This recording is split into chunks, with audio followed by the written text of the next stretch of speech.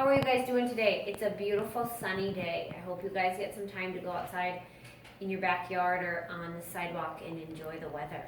I have the same book that we read yesterday, A Harbor Seal Pup Grows Up, but remember we didn't finish it, so we need to finish and find out what happens to Sydney. I wonder what you guys remember about Sydney from the beginning of our story.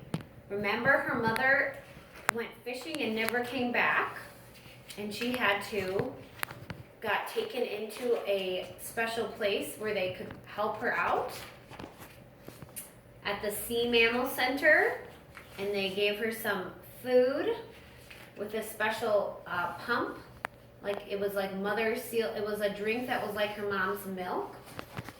She was very tiny and tired. All right, so here we go. Sydney gets her drink 3 times a day. She becomes stronger.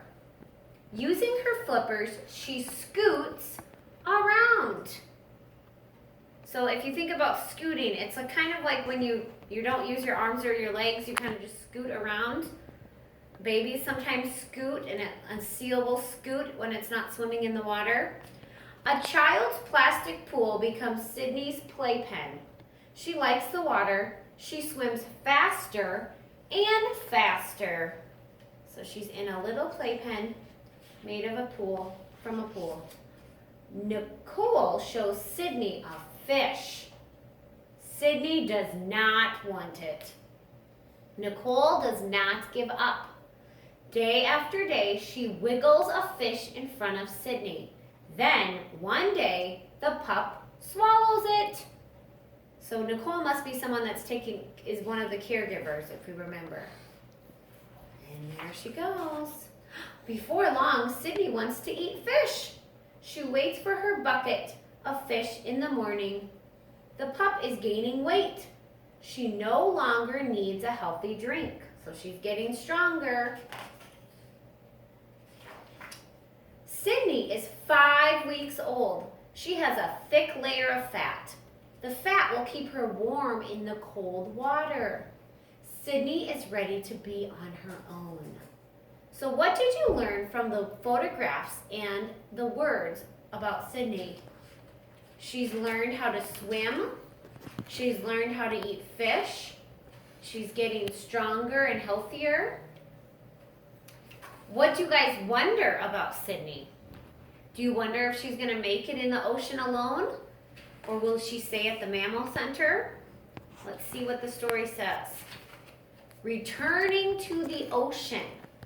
Peter puts the pup in a carrying case. Remember, a baby seal is a pup. Other scientists take over. They carry Sydney onto a boat. Sydney is excited by the ocean's salty smell. She shakes the case. The boat heads toward an island. When they are almost there, the boat stops. It is time to say goodbye. A scientist tips the case. Good luck, little one, she says. Sydney slips into the water. She will find other seals. She will catch fish. Sydney will grow up in her ocean home. All right, so far, boys and girls, I want you to think about this book. What did you learn from the words and pictures about Sydney? Did you learn anything interesting? I learned that baby seals need their mother's milk, and then they can eat fish. And I learned that they need a thick layer of fat to swim in the cold ocean. Those are just some things that I learned. In the back of our book, it has a timeline. A timeline is telling us what happens in Sydney's life. It starts at her birth. Sydney drinks her mother's milk. It goes to 2.5 weeks old. Sydney's mother goes to fish in the ocean.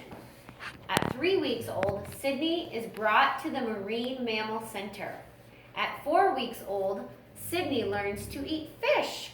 And at 5 weeks old, Sydney is set free in the ocean. So she doesn't stay there at the Mammal Center. She is able to be released. I hope you guys enjoyed this nonfiction book about Sydney. And next week we are going to read a book about a baby tiger cub. But this is our book for today, and I'm going to read you another one. I'll send you another book for tomorrow. All right? I hope you have a great rest of your Tuesday, guys. Miss you.